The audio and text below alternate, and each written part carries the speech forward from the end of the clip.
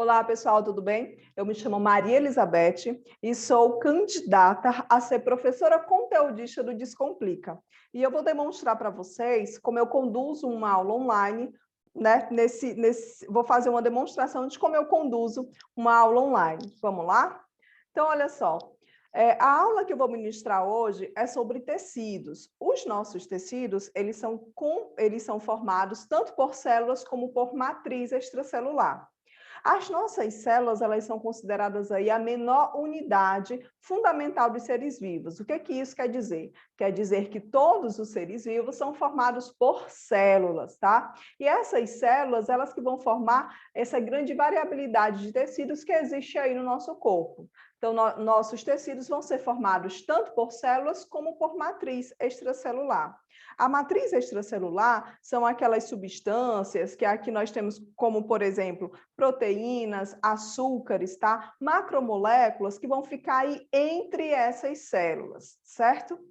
Então, nós vamos ter, basicamente, 4 tipos de tecido. Tecido epitelial, tecido muscular, tecido nervoso e o tecido conjuntivo. Que o tecido conjuntivo ele vai ser aí subdividido em pelo menos 4 subtipos. É o tecido conjuntivo do tipo frouxo, do tipo ósseo, do tipo cartilaginoso e do tipo sanguíneo. Nós vamos falar hoje sobre o tecido epitelial. O tecido epitelial, primeiro, que ele recebe essa denominação devido à localização desse tecido. Então, vamos lá. Vamos aqui para essa figura. Nós temos aqui o tecido epitelial, tá? Logo aqui embaixo, nós temos o que nós chamamos de papilas gustativas, que são estruturas do tecido conjuntivo. O tecido conjuntivo é um segundo tipo de tecido que sempre vai ficar logo abaixo aqui do tecido epitelial. Então, o tecido epitelial ele fica sobre o tecido conjuntivo.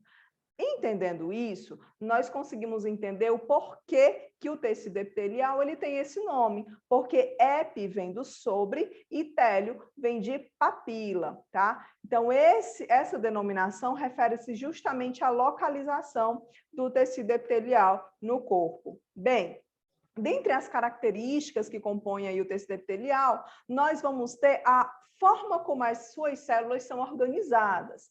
Então, é uma característica do tecido epitelial que as células elas sejam justapostas, ou seja, uma do ladinho da outra, tá? Essa característica vai fazer com que o tecido epitelial ele apresente pouca matriz extracelular. Lembra que eu falei para vocês que a matriz extracelular é aquele conjunto de proteínas, de água, de sais minerais, que vai ficar ali circulando entre as células e vai servir como aporte nutricional? Então, devido a essa organização justaposta do tecido epitelial, a gente tem uma pequena quantidade de matriz extracelular aqui nesse tecido, tá? Ele possui uma grande quantidade de terminações nervosas, e aí eu cito como exemplo a nossa pele, que é uma forma de tecido epitelial. Então, você consegue, por exemplo, ter essas noções de quente e frio, se alguém tocou em você, por conta dessas terminações nervosas presentes nesse tecido. Outra característica aqui do epitelial é que ele é avascular, ou seja, aqui a gente tem a ausência de vasos sanguíneos.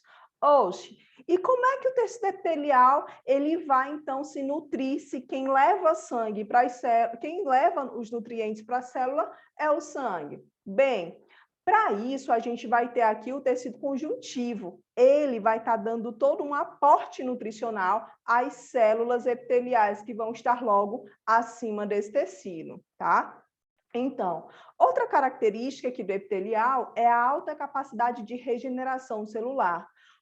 Então, as células presentes nesse tecido estão constantemente fazendo mitose, tá? Assim também como elas estão constantemente fazendo apoptose, que é o que a gente chama de morte programada da célula. Então, chega um tempo de vida e a célula ela vai se programando para morrer, e assim a gente consegue ter uma alta regeneração celular, certo?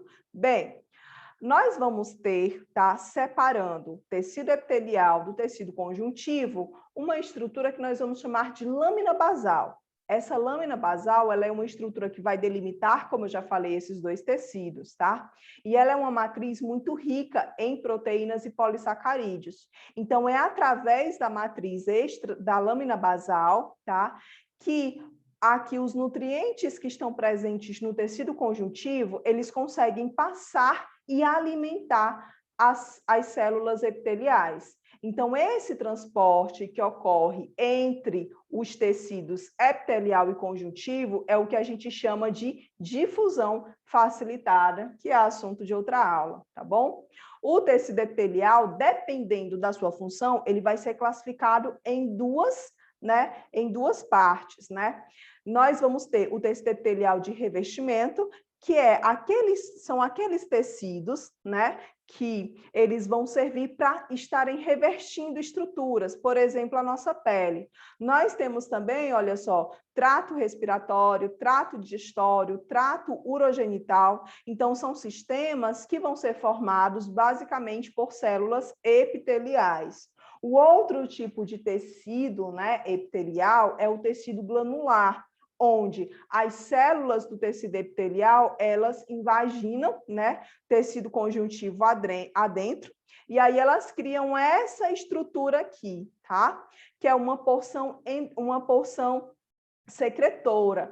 As células que ficam dentro, né, do tecido conjuntivo, elas continuam sendo células epiteliais, só que elas adquirem uma característica secretora. Elas começam a produzir substâncias e a secretar, né, para fora dessas células. Se essas substâncias que são secretadas dentro dessas estruturas glandulares, elas forem secretadas dentro de vasos sanguíneos, a gente classifica essa glândula como ela sendo endócrina, tá? Se essas substâncias que são secretadas aqui na glândula, elas vão para o meio, né? Para fora dos vasos sanguíneos, a gente classifica essas glândulas como exócrinas. Gente, era isso que eu queria mostrar para vocês, tá? Espero que vocês tenham gostado da aula. Eu vou adorar ser professora do Descomplica e desde já eu agradeço imensamente a oportunidade e deixo um grande beijo para vocês, tá bom? Até mais. Tchau, tchau. Deixa eu fechar aqui.